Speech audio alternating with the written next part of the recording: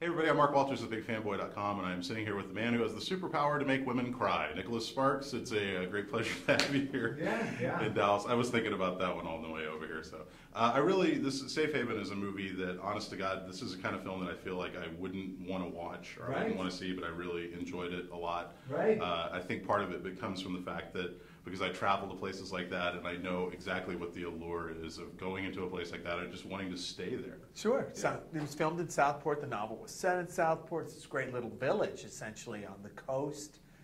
It's sedate, it's peaceful, it's gorgeous, and there's not much to do other than get to know a mysterious stranger who wanders into town, right? Well, and who hasn't had that fantasy of kind of just picking up everything and going somewhere? Of course. You know, maybe not under the circumstances that Julian's character was doing it, but still, it's one of those things that I think we've all kind of imagined ourselves like just starting over. Sure. And that's exactly what she does, and it took a lot of bravery on her character's part to do it, and so she shows up and she's mysterious, she's guarded, she's like, look, just let me lead my life, and I don't want to bother him, but I don't want anyone to bother me. But you know what happens? Well, she's got to get things, right? She's got to live. Guess where she has to go? The store. Yeah. Guess who works at the store? Guess who owns it, right? Yeah. Alex is played by Josh Duhamel. Right? Well, if you've seen him. Oh, yeah. Absolutely. Well, something's going on. Well, it's all kind of like those parallels of, fate and destiny and to a certain extent spirituality and things like that all play into it. And I think that's one of the reasons I really enjoyed it, because it kind of encompassed a lot of the themes that you see in several different movies, but kind of all put together in one film. Sure, and it's also about second chances. That's probably that's where it begins. You kind of blend them all together, but it still has to have its own. It's got to have its own. What is it about, right? Is it about everlasting love like The Notebook? Not really. Yeah. You know what it's about? It's about second chances. It's about starting over. It's about trying to put the past behind you, only to realize that sometimes the past can come roaring back. Yeah. Right? You like that? No, that's great. Hey, see? That's absolutely great. Take my first rodeo. I noticed this was the first film that you had written something for that you were a producer on as well. What was it like wearing that producer hat for a change? It's the same. It's the same. I just got credited this time. I've always been involved in the screenwriter selection, the screenplay itself, notes, the selection of the director and the screenwriter's version of the script, casting. I've always been involved in, watched everything, and of course I'm involved in the media. So it really wasn't that different. It is just I'm wearing a different hat. Look, I'm a Hollywood producer now. That's essentially all it says, right? Yeah. But I don't know that it was any different than my work on The Lucky One or The Last Song. Yeah. And you've been going around doing like book signings and things like that, and kind of meeting the fans and whatnot. What are some of the reactions that you're getting to Safe Haven? Oh my gosh.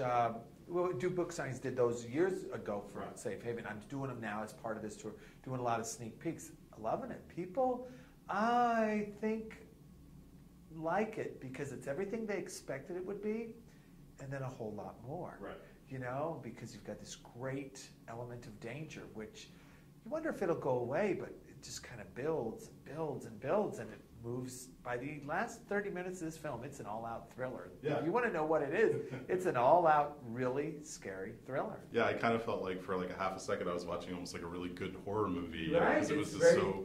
Yeah, David Lyons is something. He played Kevin Tierney in the film, and he did a terrific job. Yeah, he's got this really nice sort of edgy quality, like you never quite know where he stands, and it was great. I really enjoyed that. Talk a little bit about the casting of this and getting people like Josh and Julian.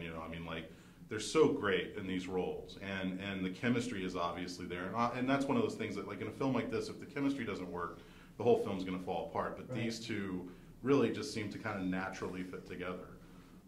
You nailed it, right? Yeah. You be a producer in one of my films, right? You got to have chemistry. That's what you have to have. And if you have chemistry, you can forgive a lot of wrongs. We were also fortunate in this that not only do they have chemistry, but it was directed by Lasse Hallström. Yeah. It's a really good film. It just is.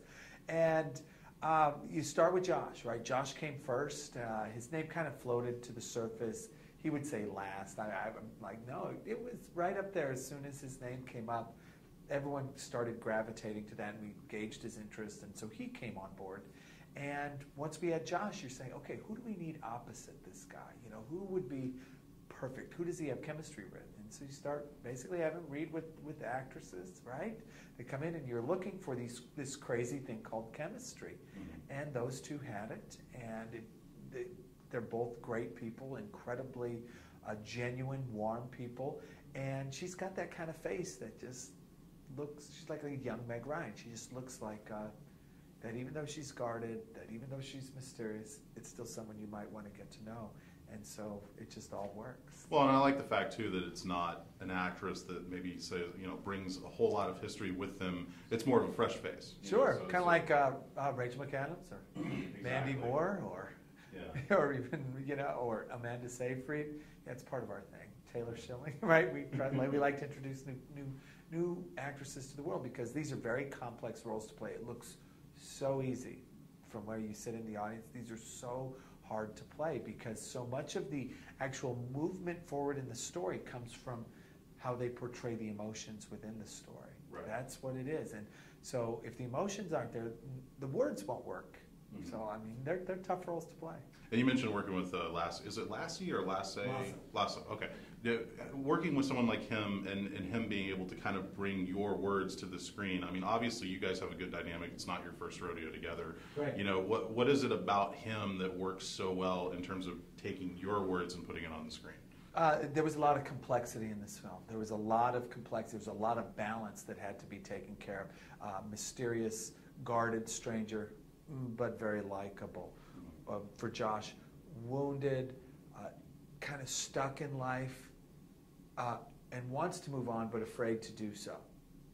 Until so you got those balances. Balance between the Nicholas Sparks part of the film and this very intense thriller part of the film.